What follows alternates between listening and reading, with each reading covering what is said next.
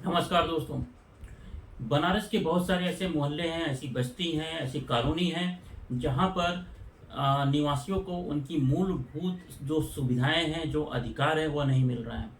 जैसे कि एक अच्छी गली, एक अच्छा रोड, अच्छी सड़क, बिजली, पीने के लिए पानी, सफाई कर्मी जो कि कचरा ले जाकर घर से कचरा लेके जाए, और ड्रेनेज की समस्याएं।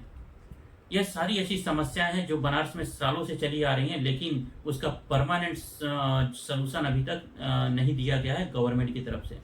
इस सब के लिए जिम्मेदार कौन है? पार्षद है, विधायक है, सांसद है, या नगर निगम है? देखा जाए तो ये सब के सब जिम्मेदार हैं, क्योंकि इन सबकी जिम्मेदारी होती है।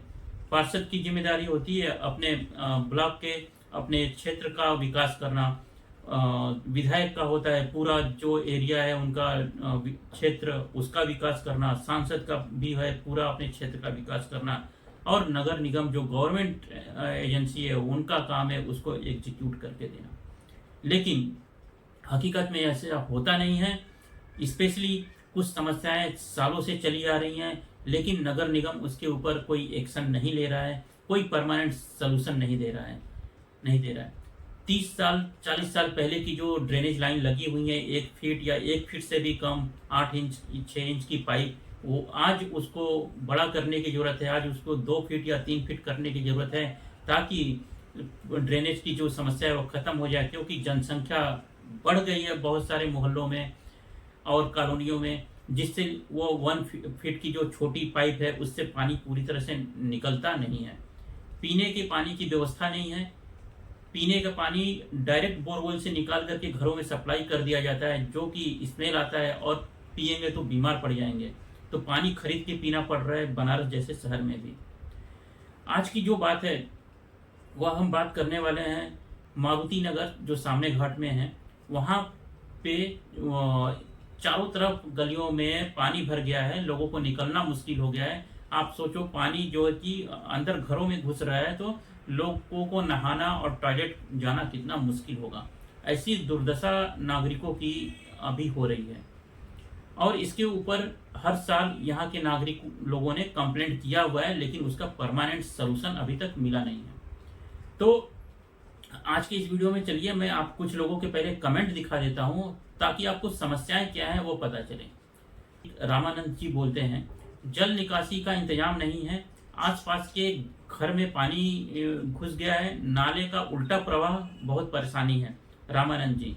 कृष्णा आचार्य जी बोलते हैं, कॉलोनी में कहीं स्ट्रीट लाइट है तो जलती नहीं है, कहीं कहीं तो है ही नहीं। रात में ज़्यादा दिक्कत होती है। महिलाओं को सोचिए, बच्चियों को जो ट्यूशन जाती हैं, कोचिंग जाती हैं, और जो वर्किंग लेडीज हैं, उनको कितनी मुश्किल होती होगी अंधेरे में आना और जाना।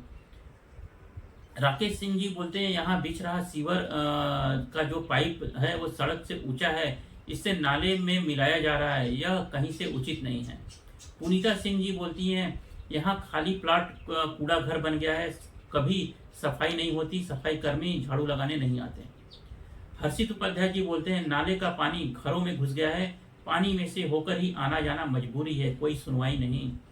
टिंकी जी बोलती हैं, कहीं पर डस्टबिन नहीं है जहां लोग कूड़ा फेंक सकें, कॉलोनी में खाली प्लाट कूड़ा का घर बन गया है, बदबू से परेशानी हो रही है। सुधा देवी बोलती हैं, सीवर का पानी निकालने की कोई व्यवस्था नहीं है, घर में सदस्य बीमार पड़े हैं, जल्द प्रबंध हो। नाले पर बनी पुलिया ध्वस्त हो गई हैं, आवागमन मुश्किल हो गया है, लंबी दूरी तय करनी पड़ती है। गोपाल तिवारी जी बता रहे हैं, पुलिया के पास इंटरलॉकिंग धंस गई है, इसको पार कर पाना मुश्किल है, वाहन नहीं जा सकते। देवेश कुमार बोल रहे हैं, पेयजल का इंतजाम लोगों को खुद करना है, जलापूर्ति न तो पाइपलाइन बिछाई गई है, ना ही कहीं टंकी है। अमित यादव, थोड़ी सी बारिश में ही जल जमा हो जाता है, यहाँ पर सड़कें जलमग्न हो जाती हैं, पानी का निकासी नहीं होती। अरविंद जी, हर वर्ष कॉलोनी बारिश और बाढ़ का संताप झेलती है, शिकायतों पर अधिकारी ध्यान नहीं देते। अभी अधिकारी ध्यान नहीं देते तो इसके ऊपर रिपोर्टिंग कौन कर रहा है, समस्याओं का समाधान कौन करेगा? नगर निगम के ऑफिसर और एम्प्लॉय सैलरी किस चीज़ की ले रहे हैं जब वहाँ पे समस्याओं का समाधान नहीं कर सकते? और बजट नहीं है तो हमारे सांसद महोदय और विधायक लोग और जो पार्षद बना करके भेजा गया है वो लोग क्या कर रहे हैं। बहुत सारी समस्याएं हैं, आप सबको आवाज़ उठाना होगा और रोड पे आना होगा। और मैं एक सलाह दूंगा, हर घर से एक कंप्लेंट लेटर नगर निगम को लिखिए और उसकी एक कॉपी पे साइन करा के अपने पास रखिए, और वो सारी साइन कॉपी, एक्नॉलेज कॉपी जिसको बोलते हैं, आप अपने विधायक और जो मोदी जी का कार्यालय है वहाँ पर पहुँचाइए। और नगर निगम को कंटिन्यूअस फॉलो करिए, आरटीआई डालिए कि आपने जो कंप्लेंट डाला उसके ऊपर क्या एक्शन हुआ। अभी यहाँ की जो पार्षद हैं गीता सिंह जी, वह क्या बोल रही हैं वह देखिए।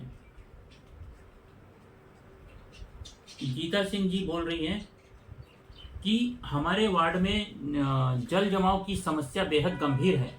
इसके समाधान के लिए प्रधानमंत्री, मुख्यमंत्री, विधायक, नगर आयुक्त, जल कल के जीएम तक को पत्र भेज करके गुहार लगा चुकी हूँ।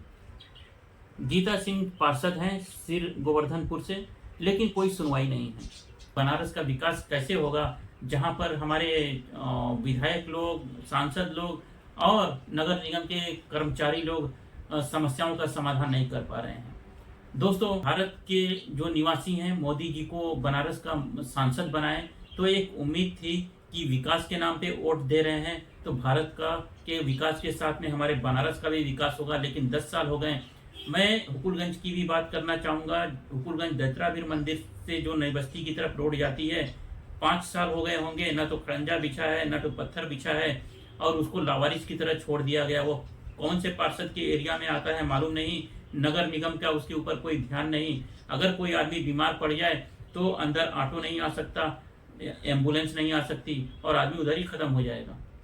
तो ऐसी सुविधाएं क्यों नहीं दी जा रही हैं, यह सवाल करना हम सबका, अपने जो भी जवाबदेह हैं, सांसद हैं, चाहे विधायक हैं, चाहे पार्षद हैं, हमारा अधिकार है और हम पूछेंगे।